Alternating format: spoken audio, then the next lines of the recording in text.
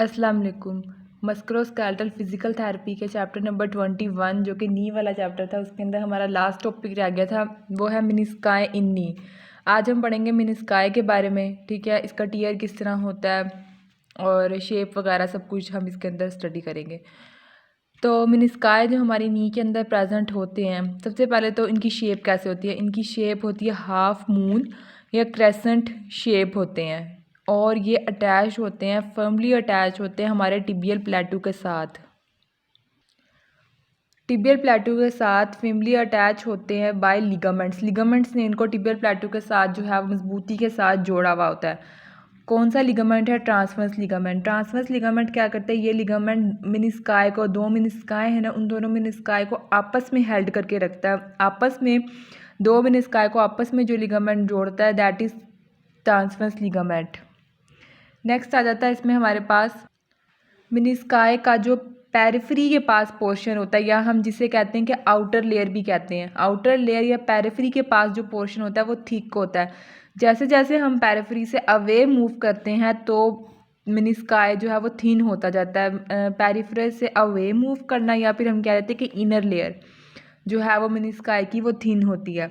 अब हम बात करते हैं कि मेनिस्काई के अंदर ब्लड सप्लाई होती है या नहीं होती। मेनिस्काई का जो आउटर पार्ट है, जिसे हम कहते हैं कि जो पेरिफेरी पोर्शन है, उसके अंदर ब्लड सप्लाई भी होती है और उसके अंदर नर्व सप्लाई भी होती है। लेकिन जैसे जैसे हम पेरिफेरी से अवे मूव करते हैं, जिसे हम इनर लेयर या इनर पार्ट बोलते हैं मेनिस्काई का, उसके अंदर ना तो ब्लड सप्लाई होती है और ना ही नर्व सप्लाई होती है। अब हम देखते हैं कि मेनिस्काई की इंजरी कैसे हो सकती है और उसमें क्या क्या होता है। मेनिस्काई की अगर तो इंजरी हुई है आउटर लेयर में, या फिर हम कहते हैं कि पेरिफेरी वाले पोर्शन में अगर इंजरी हुई है, तो हम उसको सूचर कर सकते हैं। अगर पेरिफेरी वाले पोर्शन के अंदर माइनर टीयर आया तो हम उसको सूचर कर देते हैं, उसको एक्साइज करने की ज़रूरत नहीं होती।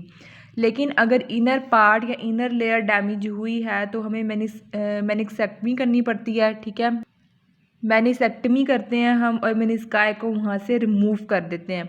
हमारे जो नी के ऊपर जो लोड आ रहा होता है, उसका 60% लोड का जो 60% है वो हमारे मेनिस्काई कंपनसेट कर रहे होते हैं और हमारे लोड को इक्वली डिस्ट्रीब्यूट कर देते हैं हमारे टिबियल प्लेटो के ऊपर। अगर मेनिस्काई ना होते तो लोड डायरेक्ट जाता और ज़्यादा भी जाता। आर्टिकुलर कार्टिलेज के ऊपर डायरेक्ट लोड जाता और ज़्यादा भी जाता, ठीक है। और क्या होता है कि आर्टिकुलर कार्टिलेज जल्दी डैमेज हो जाता। और आर्टिकुलर कार्टिलेज डैमेज होगा तो हमें पता है कि नी के अंदर कौन सी कंडीशन होती है? ओस्टियोआर्थराइटिस। एक स्टडी की गई जिसके अंदर देखा गया कि वो एडल्ट जिनके अंदर मेनिसेक्टमी की गई थी, उनका मेनिस्काई रिमूव था, उनके अंदर अर्ली ओस्टियोआर्थराइटिस स्टार्ट हो गया था। अर्ली ओस्टियोआर्थराइटिस उनके अंदर स्टार्ट होने की वजह क्या थी? पहली वजह तो ये थी कि उनके नीज़ के ऊपर लोड ज़्यादा आ रहा था, जैसे मैंने भी बताया कि 60% लोड जो है वो मेनिस्काई कंपनसेट कर रहे होते हैं। दूसरा, लोड आने की वजह से उनका आर्टिकुलर कार्टिलेज डैमेज हो गया, इस वजह से उनको ओस्टियोआर्थराइटिस अर्ली एज में आ गया था। नेक्स्ट हम बात कर लेते हैं मेनिस्कस के टियर की और इसकी नॉन ऑपरेटिव मैनेजमेंट किस तरह होती है। सबसे पहले हम देखते हैं कि मेनिस्काई का टियर किस तरह होता है। जब भी मेनिस्काई का टियर होता है तो वो ट्राइएड की फॉर्म में होता है। ट्राइएड इंजरी भी हम इसे बोलते हैं, कि जिसमें जो है आपका रोटेशनल मूवमेंट्स नी जॉइंट पे होती हैं, तब आपके मेनिस्काई इंजर होते हैं। मेनिस्काई कब इंजर होते हैं? जब हमारे नी के ऊपर रोटेशनल मूवमेंट्स होती हैं। नेक्स्ट हम देखते हैं कि हम डिफ्रेंशिएट किस तरह कर सकते हैं कि ये मेनिस्कल इंजरी है या फिर किसी और चीज़ की इंजरी है, लिगामेंट की या आइदर कोई भी इंजरी है, तो हम उसको मेनिस्काई की इंजरी को बाकी इंजरी से डिफ्रेंशिएट किस तरह कर सकते हैं। सबसे पहले तो जब मेनिस्काई की इंजरी होगी, हम एंडफिल देखेंगे तो हमें स्प्रिंगी एंडफिल मिलेगी और जो हमारा नी है वो टर्मिनल एक्सटेंशन में नहीं जाएगा, ठीक है। अगर जाएगा भी तो कम जाता है, और टर्मिनल एक्सटेंशन में नी जाता है तो क्या होता है? वहाँ पे लॉक हो जाता है। थर्ड पॉइंट हमारे पास आता है कि नी के अंदर हमें क्लिकिंग साउंड सुनाई देंगी और हमारा जो नी है वो फुली एक्सटेंड नहीं होगा।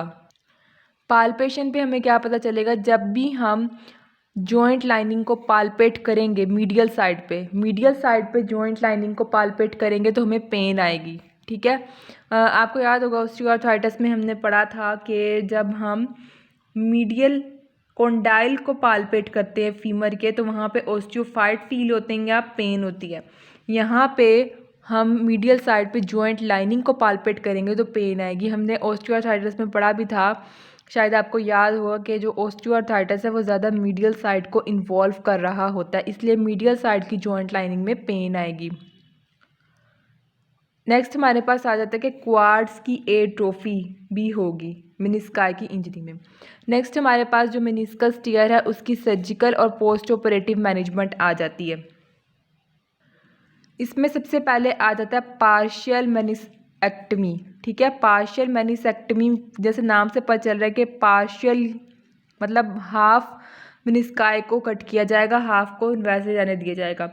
डॉक्टर हमेशा यही कोशिश करते हैं कि जो आपके मेनिस्काई हैं ना उनको कम्प्लीटली एक्साइज ना किया जाए, बल्कि उसका कुछ पार्ट जो है किस तरह बचा लिया जाए ताकि नी पे जो लोड आता है उसको मेनिस्काई कंपनसेट कर सकें और साथ में अर्ली ऑस्टियोआर्थराइटिस भी स्टार्ट ना हो। जैसा कि मैंने पहले बताया कि एक स्टडी हुई थी कि जिनके अंदर जिन पेशेंट्स की जिन एडल्ट्स की मेनिसेक्टमी हुई थी उनके अंदर अर्ली ऑस्टियोआर्थराइटिस स्टार्ट हो गया था।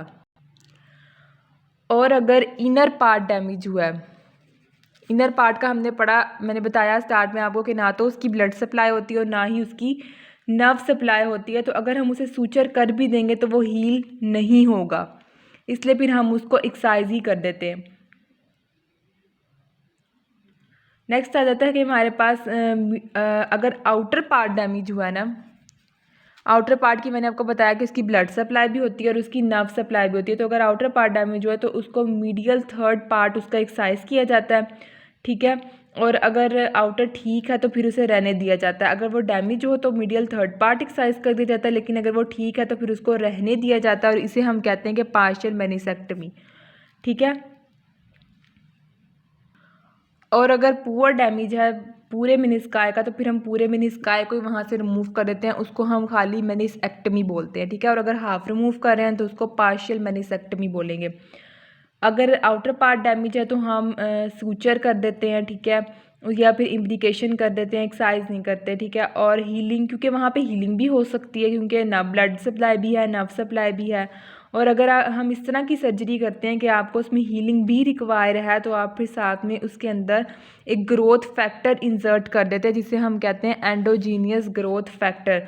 एंडोजीनियस ग्रोथ फैक्टर क्या करता है, वहाँ पे जो हीलिंग है उसको रैपिड कर देता है, फास्ट कर देता है, जल्दी जल्दी वहाँ पे हीलिंग करवाता है। ठीक है, क्योंकि आपको पता है कि लिगामेंट की जो ब्लड सप्लाई है वो सबसे कम होती है, इसलिए फिर वहाँ पे हीलिंग के लिए हम एक एंडोजीनियस ग्रोथ फैक्टर इंसर्ट कर देते हैं।